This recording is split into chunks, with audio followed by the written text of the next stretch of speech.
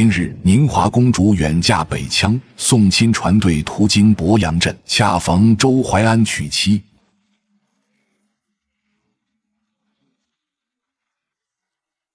瞧见了没？那就是公主的凤船，宁华公主就在里头，还有太子亲自护送来。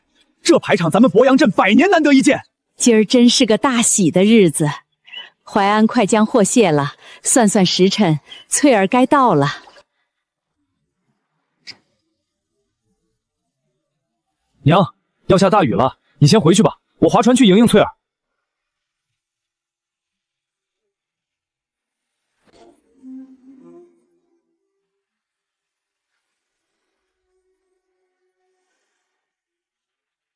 淮安，上游山洪下来了，接亲的船队被打散了。老刘头，你说啥？刘翠那艘船呢？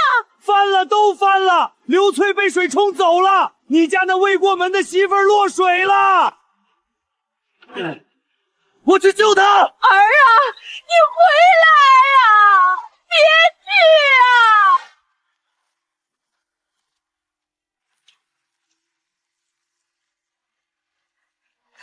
淮安，翠儿呢？翠儿怎么样了？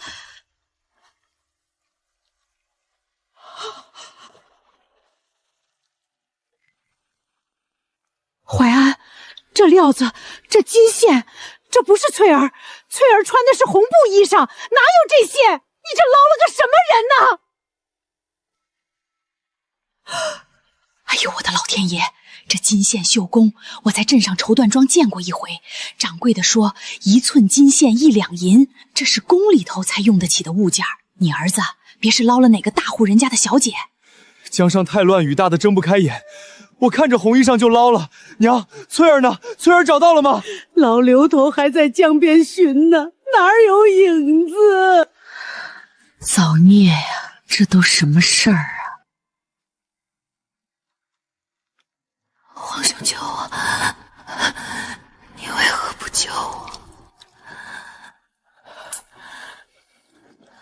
皇兄救我！他嘴里念叨了什么？什么兄？听不太清，大概是在叫家里人。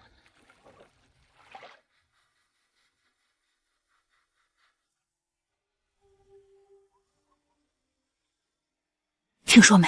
和亲的船队全翻了，一个活的都没有。可不是嘛，朝廷都发榜了，说公主殉难了。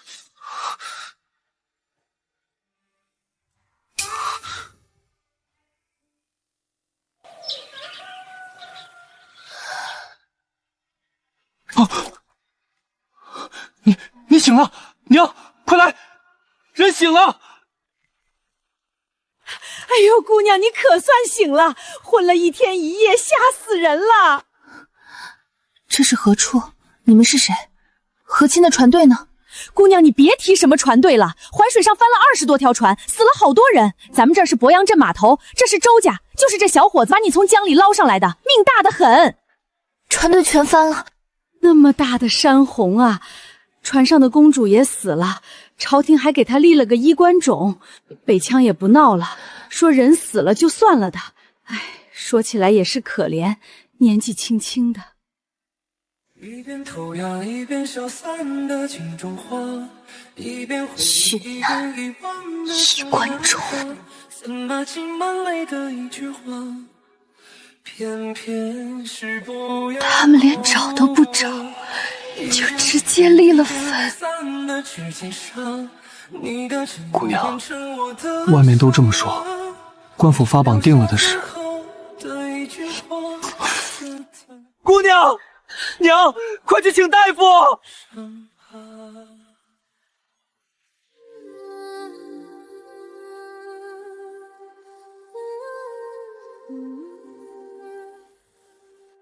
不必救。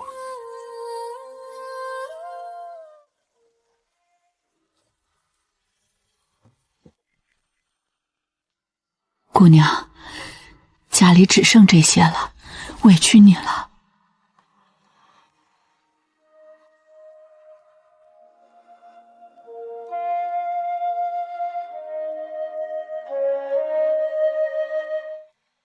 昨儿我又瞧见那姑娘了，换了身破衣裳，坐在窗边，那模样那气度，怎么看都不像普通人家的闺女，可不是嘛？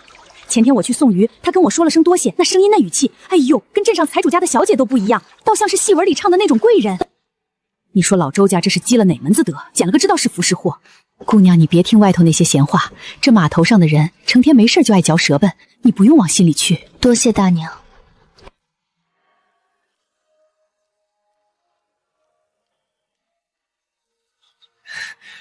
我刚烤的鱼，江里现捞的，你受了伤，得补补身子。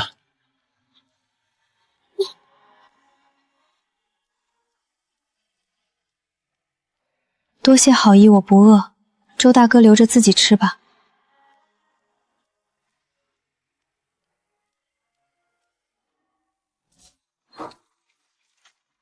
周谢安，我妹妹刘翠的命你拿什么赔？今天不拿出50两银子，谁也别想好过。听说你还藏了个野女人，拿不出钱我就把她卖到窑子里去。兄弟们，把他的船砸了，把他拖出去。人是我从江里捞的，跟他没关系。大侄子，求求你放过淮安吧，我们家真没钱了。没钱，那就拿着船底，再把里面那个小娘子拖出来抵债。住手！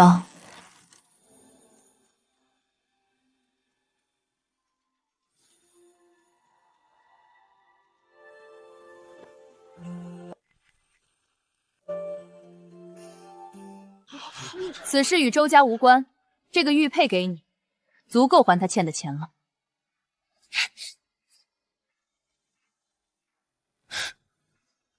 姑娘，你的东西不能给他。好啊，你个没良心的，为了个野女人，连我妹妹的死活都不顾了。刘大柱，你妹妹的陪嫁里有一块3亩水田，对吧？那是我刘家的田，我妹妹没了，田自然该还给我。还给你。可那块田早在你妹妹出嫁前2个月就已经被你卖给了码头东边的孙屠户了。你在妹妹出嫁前就偷偷把她的陪嫁田卖了，拿了银子去填你自己的窟窿。你妹妹知道吗？胡说八道，那是我刘家的田，我爱怎么处置就怎么处置。不对，田契上写的是你妹妹刘翠的名字，那是你父亲去世时指定留给她的嫁妆，你无权私卖。你妹妹发现田早就没了，她跟你大吵了一场，整条巷子都听见了。吵完之后呢，你妹妹再也没提过这事儿。为什么不提了？我听你说，你拿妹妹的田抵了印子钱，她要告官，你想办法封她的嘴。她落水那天，你在哪儿？她自己失足落水，跟我没关系。跟你有没有关系，我说了不算。但如果你继续在这里闹，我报官了。要不要让关老爷重新验一验你妹妹的尸骨？全凭你一句话。姑娘如何得知这些？周围的乡亲七嘴八舌的议论，想不知道都难。你看，周家女人太厉害了。刘大嫂，你听说没？周家那个闷葫芦从江里捞了个穿金戴银的女人回来，身上的衣裳料子能换咱整条船，也不知是哪家跑出来的小妾，还是犯了事的逃犯哟。张婆子，你可别乱说，那是我家的远房表妹，走亲戚路过遭了难，暂住几天就走。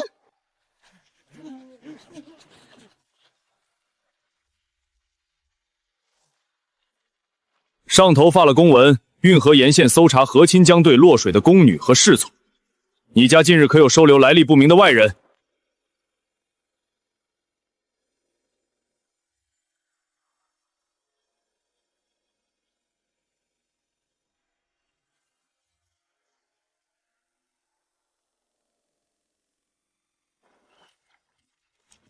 官爷，我家就我娘和我2个人，没有外人。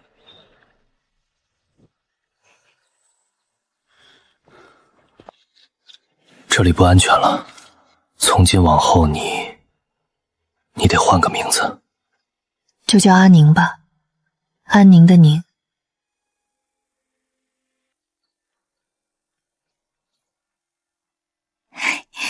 阿宁姐，镇上贴皇榜了，太子殿下亲自写的文章，夸那位殉难的公主可伟大了。伟大？不过是用我的命换你要的皇权。阿宁姑娘这来历不明，万一是官府通缉的人，咱们家可怎么活呀？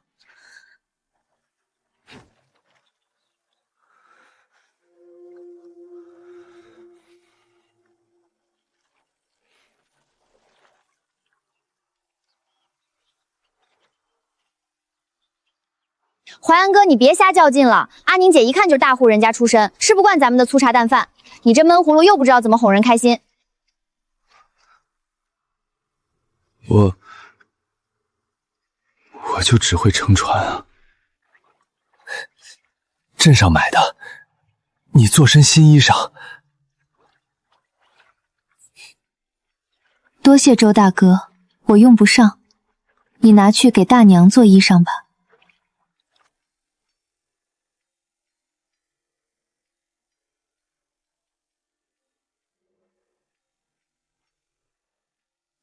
我去临阵求的药，对你的伤好。拿走。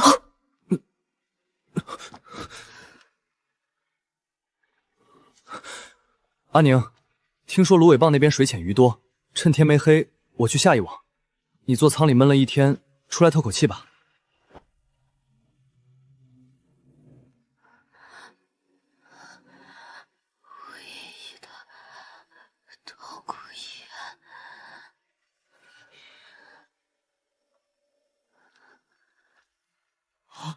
怎么烧成这样？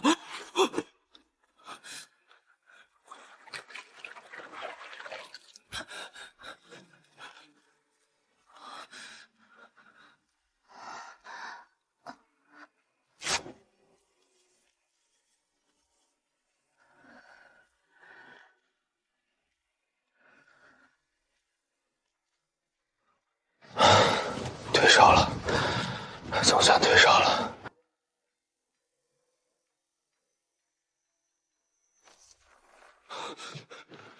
还烧不烧？你醒了？昨夜你烧得太吓人了，我就用凉水给你擦了擦。我也不知道这样对不对。一整夜。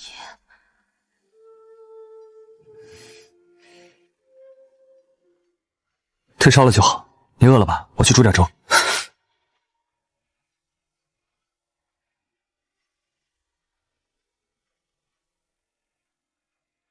多谢你，淮安。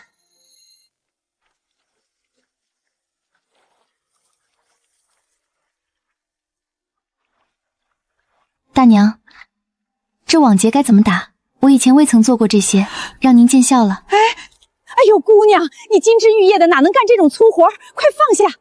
曹帮故意卡着咱们接不到活，这日子可怎么过呀？这是运河支流的水文图，走这几条暗道可以完全避开曹帮的收费关卡。我们不能坐以待毙，不如联合所有散户船夫，组建通济船行，统一调度。这是公然和曹帮作对啊！谁敢带头？我出本钱。我跟你干，全听你的。我说句不中听的，姑娘，你这金簪是值钱，可曹帮不是吃素的。我在这条河上跑了20年，曹守的手段我见得太多了。5年前我想绕落马湖走支流，省他几钱银子的过路费，第2天船就被人凿了个窟窿，人也被打成这样。他们把我13岁的儿子扔在码头上，说再不守规矩，下次扔的就是尸体。你老孙头好歹还闹过一回，我连闹都不敢闹。大闺女出给想托人从苏城捎2匹红绸，就为省那1道关卡的钱，货被扣了3个月。等曹帮还回来的时候，婚期都过了。我那闺女到现在说起来还掉眼泪。这些年咱们谁没被曹帮扒过一层皮？可咱们散沙市的几10条小破船，拿什么跟人家斗？人家跟衙门是拜把子的交情。老孙叔，你说这些年你受过多少气？数不清了。那再受下去呢？你今天受，明天受，你儿子长大了跟你一样受，是不是咱们子子孙孙就活该被曹帮踩着？我爹就是跑船的，临死的时候拉着我的手说：“儿啊，跑船苦，可好歹是条活路。”可我去年冬天交不起过路费，曹帮的人当着我儿子的面让我跪在码头上给他们磕了3个响头才放我过去。我那天晚上在船上坐了一整夜，我就想，这辈子能不能让我挺直腰板跑一次船，哪怕就一次。丁哥，你说的这些我都记着呢。我爹当年也是被他们逼死的。咱们这帮人，谁家跟曹帮没笔血债？可现在不一样了，阿宁画的那几条水道，我从小在这条河上长大，我知道是真的能走。咱们祖祖辈辈在这条河上讨生活，哪条沟沙能行船，哪条芦苇荡能藏人，咱们比谁都清楚。曹帮不知道的路，咱们知道。我跑船36年了，这条河的每一道弯，我闭着眼都能摸过去。姑娘，你方才说的那几条支流，有一条叫柳叶沟的，你标错了。柳叶沟的入口在这个芦苇帮往东半里地。曹帮的人确实不知道那条水道，当年是我爹用命试出来的。我老了，没几年好活了。可我有个小孙子，今年7岁，我不想到他长大的时候还跟咱们一样跪在常德码头给人磕头。姑娘，你说那个什么通济船行，算我一个。老哥都豁出去了，我还缩着，那不成王八了？也算我一个。你们这是要把天捅个窟窿？行，我早就想看看这天捅破了到底是个什么模样。算我一个，我也干，走他喵！咱们把沿岸所有散户都拉上。我认识马家渡口那边还有好几家，也快被曹帮逼得活不下去了。这枚簪子是我仅剩的东西，值不了多少钱，但我想让各位知道，这条路不光是我要走，是我们一起走。船是大家的，命是自己的。从今天起，咱们自己给自己做主。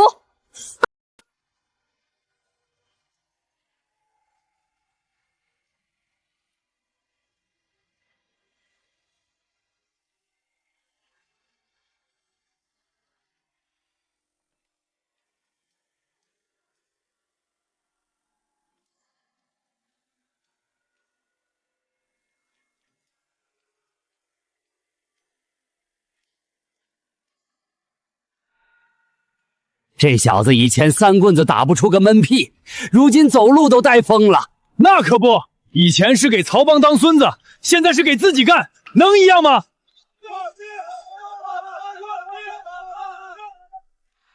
左边那批是苏城来的绸缎，轻拿轻放；右边那批是盐城的粗盐，直接进仓底。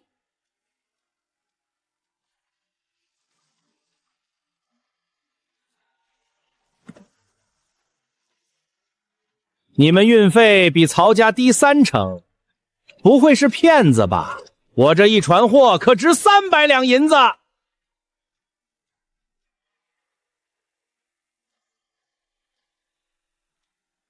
老板放心，我们通济船行有统一的契约，货损双倍赔偿。哼，还真有契约，比曹帮的凭条还规矩。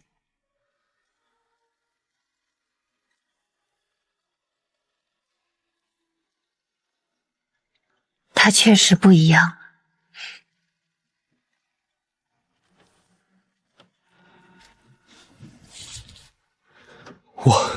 我真不是这块料。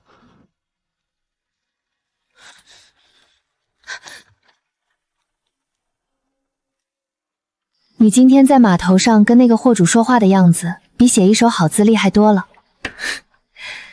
字可以慢慢学，可你今天说的每一句话，稳住了咱们的第1单大生意。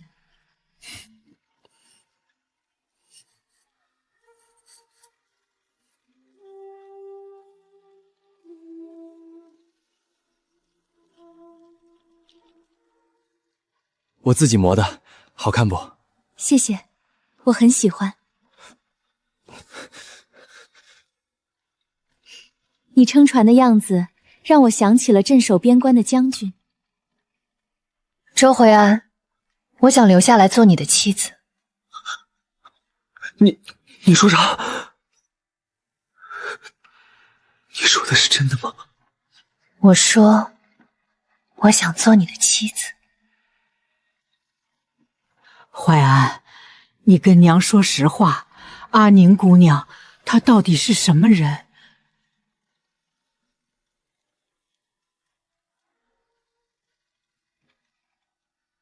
娘，我不能骗你。阿宁，她确实不是普通人家的姑娘。那是哪家的？阿宁姑娘这模样，这谈吐，她……大娘，我不能告诉您我从前姓何名何，那会给你们带来杀身之祸。我只能说，从前那个我已经死在江里了。淮安把我捞上来的时候，他就捞了一个叫阿宁的人，没有过去，只有将来。我想留在这里，不是因为无处可去，是因为这艘船上有我一辈子都没得到过的东西。苦命的孩子，苦命的孩子。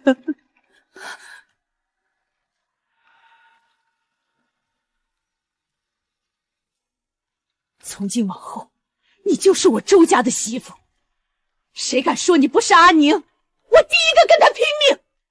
谢谢大娘。还叫大娘？叫娘。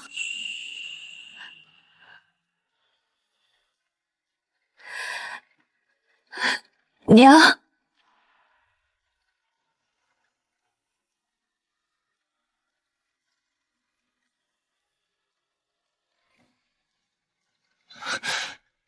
阿宁怎么了？哪里不舒服？这笛子是太子哥哥以前教我吹的，如今物是人非，再也听不到了。你想听曲子？我去镇上请最好的乐师。那首曲子世上再也听不到。殿下，派出去的暗探在博阳镇蹲守了半个月，终于传回了确切消息。通缉船行那个化名阿宁的女掌柜，就是宁华公主。她住在淮水码头一个姓周的船夫家里，两人已经结了亲，还办了船行，专跟曹帮抢生意。码头上的人都叫她阿宁，没人知道她的真实来历。殿下，此事关系重大，若是让北瑶知道公主尚在魂师，还嫁了个船夫，被传，本宫要亲眼确认。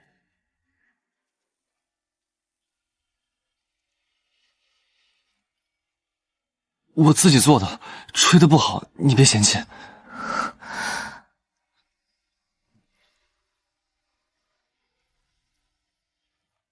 是不是我吹得太难听了？对不住，我以后再也不吹了。不，你吹得很好，谢谢你，淮安。只要你想听，我愿意为你吹一辈子。仔细你们脚下，莫要冲撞了贵人。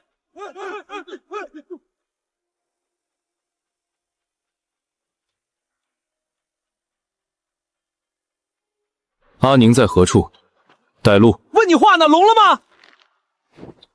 敢问贵人，找我妻子何事？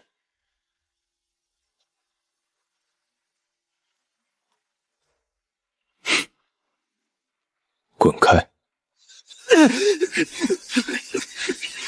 淮安，那是太子，你不要命了！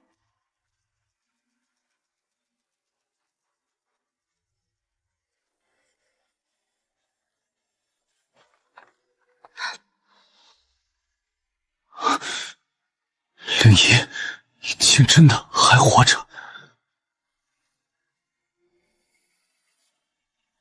民妇阿宁见过太子殿下。你叫我什么？太子殿下，民妇不敢僭越。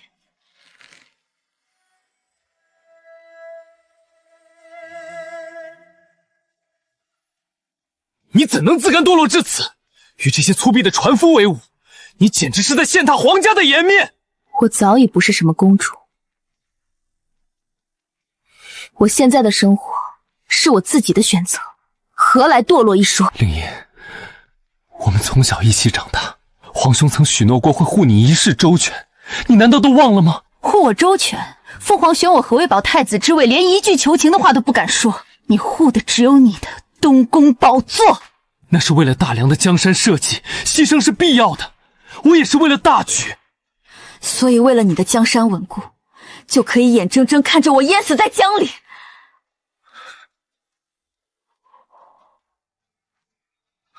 灵仪，你可知道北校至今不知你逃了？若他们发现你还活着，还嫁了个船夫，只会以为大梁蓄意羞辱，届时边关战火重燃，你担得起这罪名吗？所以你来找我，不是念兄妹之情，是怕我活着坏了你的江山。跟我回京，隐姓埋名，永不踏出活门半步，这是保全你的唯一办法。保全我，是圈禁我，等到哪天我彻底没了威胁，再无声无息的灭口，这才是你的保全，对吗？你的道是天下，我的道不是。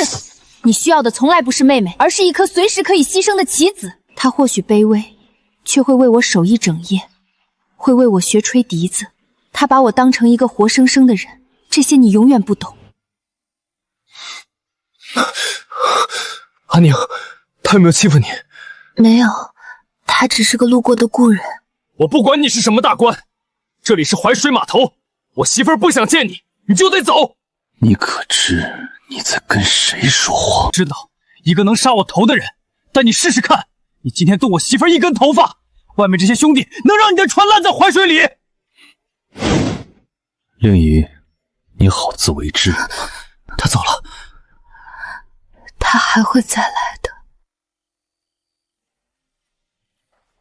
阿宁，你本该是金尊玉贵的公主，跟着我一个船夫住在破船上，太委屈你了。我只会撑船打鱼，什么都给不了你。要是我那天没救你，那我就真的死在江里了。公主的身份听起来尊贵，但那不是我想要的。在皇宫里，我只是父兄用来稳固江山的工具，一个随时可以牺牲的祭品。就算回到宫里，我也只会被圈禁起来，成为一个不能见光的秘密，直到被他们灭口。可是在这艘船上，我才第一次感觉到，我是为自己而活。阿宁，我发誓，只要我活着一天，就护你一天周全。我信。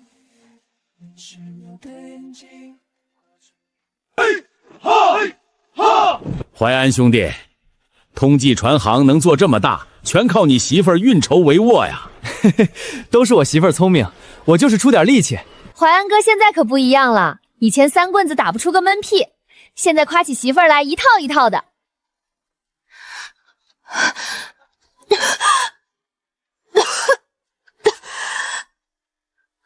呦，阿宁，你这是怎么了？脸色白得跟纸似的。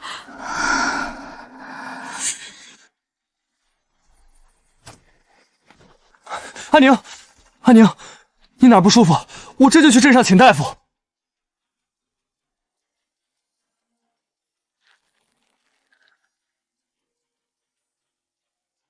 恭喜周当家，夫人这是有喜了，迈向平稳有力，胎气很稳。我要当爹了，阿宁，你听见没？我要当爹了！不行，我得去买只鸡，不买10只，还得给孩子做个小床。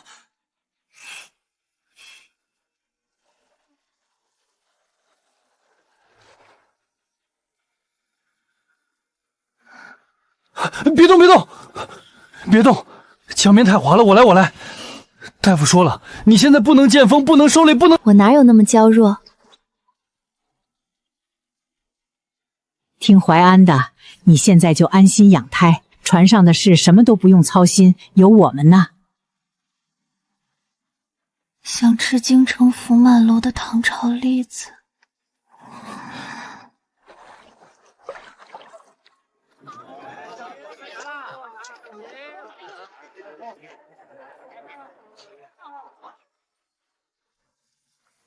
福满楼的实在买不到，这是镇上张师傅炒的，你尝尝味道差不差？你也吃？我不。傻不傻？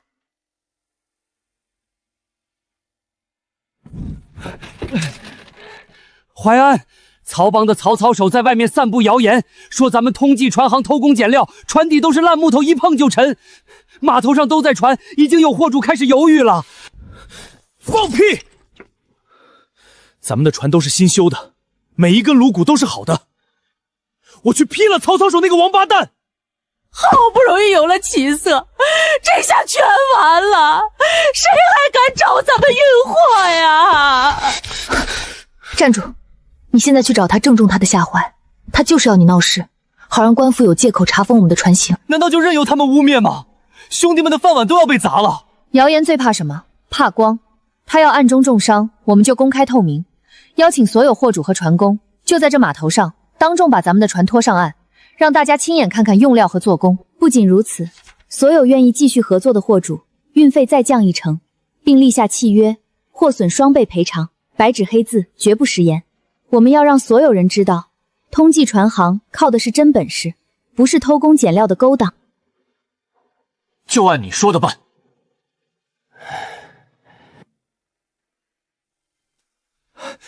帮主，小的去了京城，花了大价钱才从一个老侍卫嘴里撬出来，那位殉难公主身边有个贴身嬷嬷，当年逃回来一个，隐姓埋名躲在城南。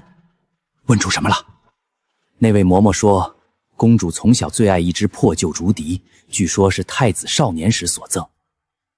她还画了这个，这不就是周回安满码头找人做的那只笛子？巧了，那个阿宁嫁过来没几天，周回安就拿着一只笛子满镇子找人修，云纹竹笛太子赠物，这可不是长得像3个字能糊弄过去的。帮主，光告密有什么用？太子要出，他缺的是名正言顺的罪名。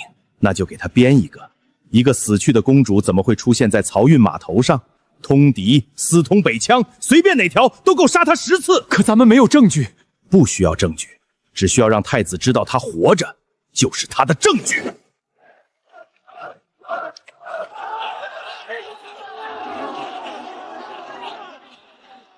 说的再好听有什么用？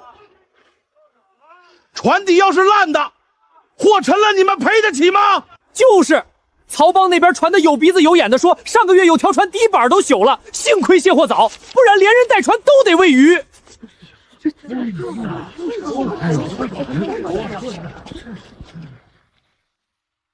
3位老师傅，你们在这运河上跑了几十年船，木料好坏、做工虚实，你们一眼就能看出来。今天请3位做个见证，当着所有货主的面，把这3条船从里到外验一遍。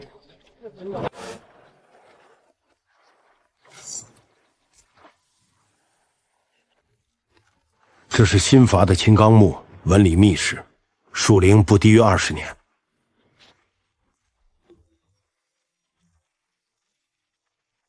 老吴、老钱，你们也看看这块。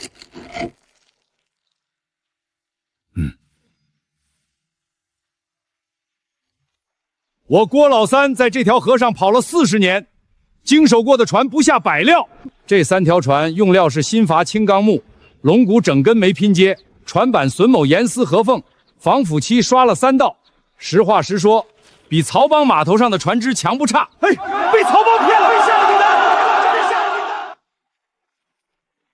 哟，周北城，捡了个贵人媳妇吃软饭，真当自己是个人物了。听说这娘们长得跟仙女似的，让爷几个瞧瞧。再敢胡言乱语，我就报官。报官？咱们帮主跟县太爷是拜把子兄弟，关老爷见了我家帮主还得客客气气的，你一个娘们算什么东西？少废话，交保护费。怎么想动手？你动一个试试，出我的码头！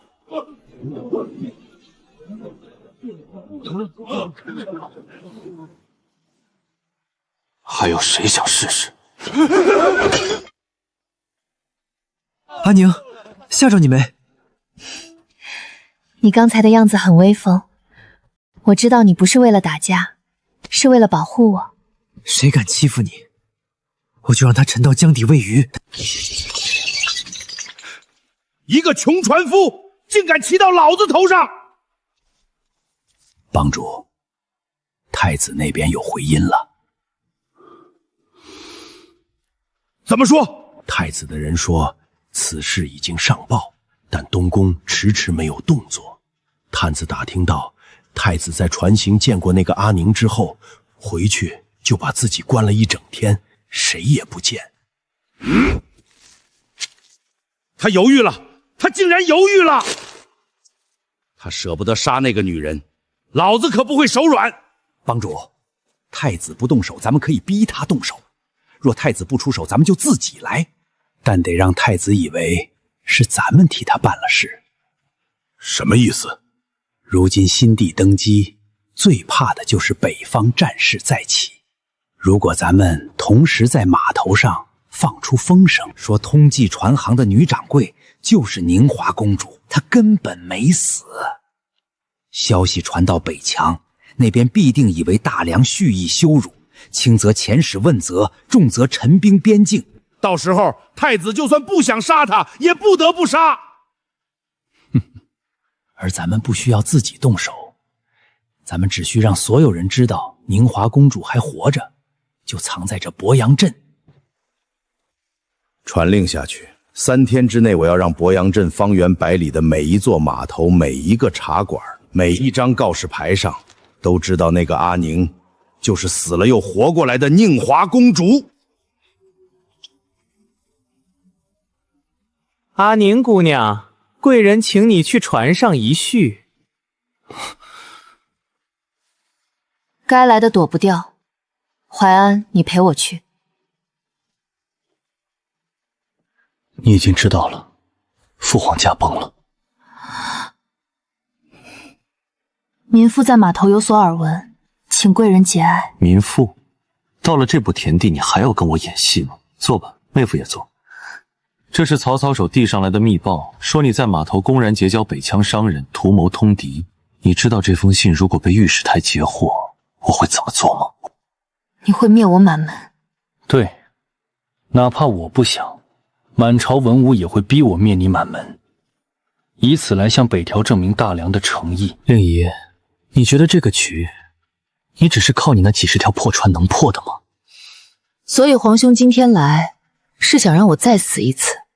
但我若是死了，那才真的是坐实了你的欺君之罪。北羌的商队根本不是我找来的，是曹操手为了嫁祸我而去北方引来的。但他不知道，那支商队真正的身份是北羌可汗的探子。我在和亲途中虽落水，但之后通过通济船行的货物往来，查清了北洋在今年冬天前的粮草储备，根本不足以发动大规模战争。而且那位新可汗正忙着平定内部叛乱，根本没空替一个死去的和亲公主讨公道。这是我做的北洋关外商贸图。即便我还活着，北姚也只会派使者来讨点便宜，绝不敢开战。大梁此刻若示弱杀人，反而是告诉北姚你们心虚了。皇兄，这份礼物够不够换我这条命？当年父皇若是知道你有这本事，或许就不会派你去和亲，而是让你去做女官了。我不需要做官，我只需要皇兄一道旨意，把博阳镇的漕运管理权交给通济船行。我帮你彻底拔掉北方的眼线，并保证在你坐稳皇位的前3年，运河不会乱。照顾好他，他若受一点委屈，我绝不饶你。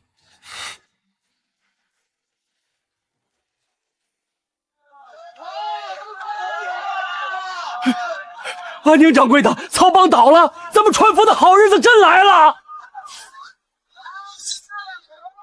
从今日起，通济船行不再只是一家船行，我们要在运河沿岸设立12座驿仓，凡加入船行的兄弟，家中老小皆可领粮。我们要设立船工学堂，让所有跑船人的孩子都能读书识字。我们要定下运河上的新规矩，货主不欺船夫，船夫不欺百姓，公平交易，同走无期。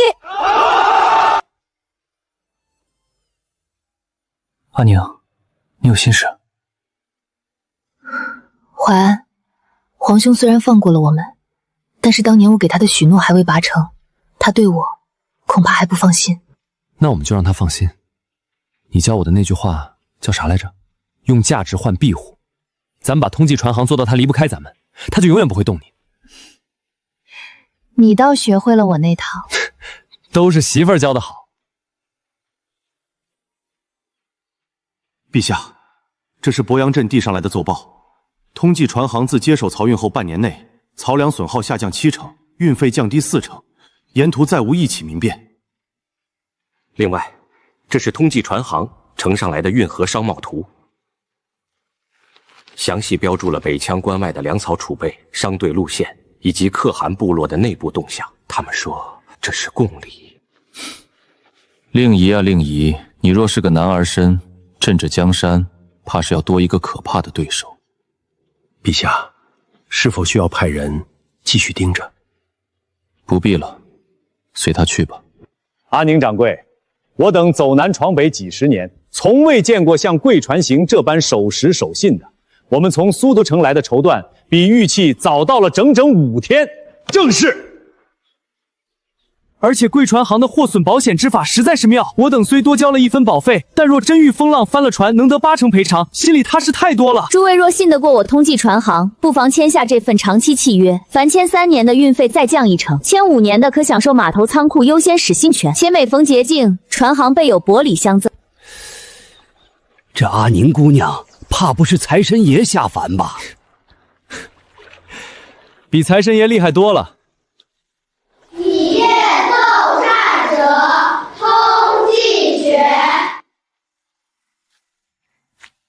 阿宁掌柜，我那小子真能念书，他爹我就是个跑船的，我是世世代代都是船工，没人读过书，怕他愚笨，让先生费心。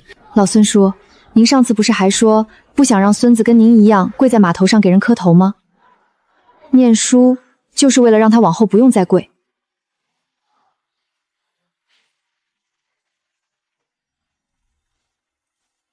这么晚了还不睡？淮安，我今日清点了船行的资产，咱们现在的码头、仓库、船只折成现银，大概能买下半个鄱阳镇了。这么多？但这不是我们想要的。我想把1半的股分给所有兄弟。船行能有今天，不是我一个人做成的。老孙叔、丁哥，还有你，还有码头上100多号兄弟，每个人都用自己的命在这条河上拼。往后船行的收益按股分红，兄弟们的孩子可以到义学念书，家中老人过世，船行出人出力。逢年过节，每家有肉有布。阿宁，我周怀元这辈子做的最大的好事，就是那天在江里捞起了你。傻子。淮安，你记不记得我们刚成亲那年冬天，船上冷的水盆都结冰了？记得，那年我连条新棉被都买不起，娘把自己的旧棉袄拆了给你缝了床褥子。现在镇上的孤寡老人应该不会再挨冻了。启禀陛下，今年运河漕运岁入比5年前翻了一番，漕运畅通，沿岸商贾繁盛，百姓安居乐业。去年1年，运河沿线因饥寒动乱而起的流民，较3年前减少了7成。此乃陛下圣明之治，臣等恭贺万岁万万岁！运河能有今日，诸位爱卿可知道最初是谁开的头吗？通缉船行。传朕旨意，赐鄱阳镇通缉船行信义商行金匾1块，以彰其功。奉天承运皇帝诏曰：鄱阳镇通济船行承允漕粮有功，商贾往来诚信，更设义仓，开义学，惠及乡里，特赐信义商行金匾，以示嘉奖，钦此。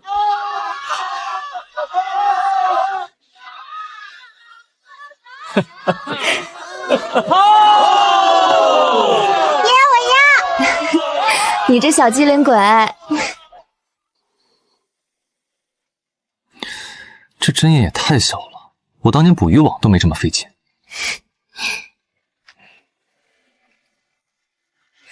堂堂通济船行大当家，连只布老虎都缝不好。大当家是你，我就是个撑船的。诸位，今天请大家来，是有件大事要商量。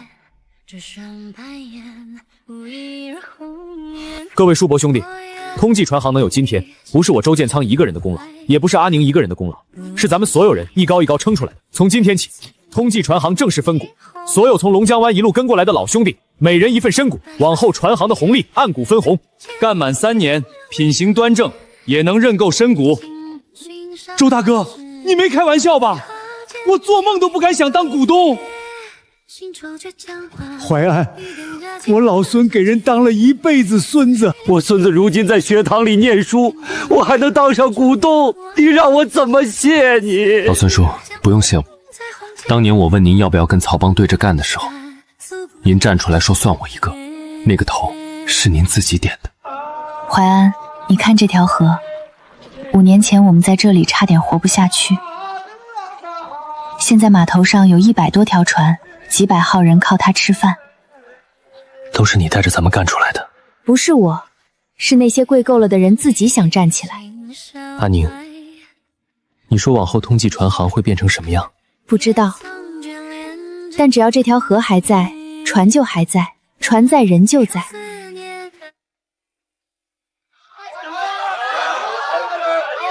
娘，今天为什么这么多人来？因为他们相信我们家，就像爹和娘当年相信老孙爷爷他们一样。我知道，太奶奶说过，娘当年拿1只金钗换了1筐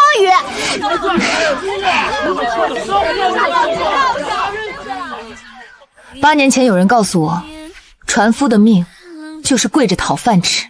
我说不对，船夫的命应该攥在自己手里。今天一仓建成了，学堂也建成了，往后运河上的船夫不再怕生了病没人管，不再怕老了跑不动就被丢下，不再怕孩子跟自己一样目不识丁。这不是我一个人的功劳，是所有人咬碎了牙拼了命换来的。我从前曾以为自己生来尊贵，后来才发现，真正的尊贵不是你穿什么衣裳坐在什么位子上，而是你在泥里挣扎的时候有没有人拉你一把，你站起来以后有没有把手伸给别人。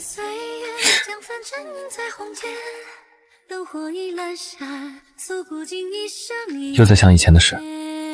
我那日听念安背诗，背到曾经沧海难为时，忽然就想起了很多事，想起了小时候宫里的大雪，想起了嬷嬷教我认字，想起了江边的那场雨。淮安，你说会不会有一天，朝堂上的人发现我还活着，还在这里？发现就发现，你这8年给朝廷纳了多少税，救了多少人，他们但凡有眼睛就该给你立牌坊。我已经不需要牌坊了，我有你，有孩子们，有这条河就够了。